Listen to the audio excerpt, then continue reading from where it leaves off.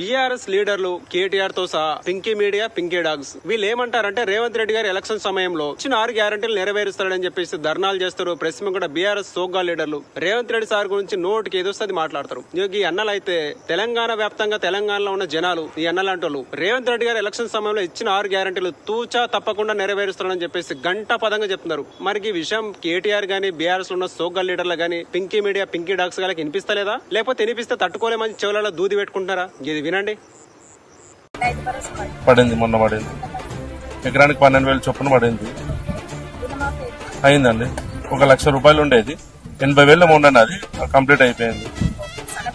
వస్తున్నాయి కదా. మొన్న రీసెంట్ గా 3 months ఒకేసారి ఇచ్చిండు. బాగుంది. నెలకి తిరిగి ఇబ్బంది పడకుండా ఒకేసారి ఇచ్చారు. హ్యాపీగా ఉన్నాం.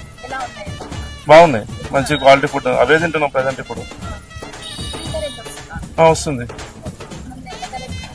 మాకు యావరేజ్ గా 250-300 వరకు వచ్చేది. ఇప్పుడు అసలు 0 బిల్ అండి. మాక్సిమం ఒక 9 months అవుతుంది అనుకుంటా.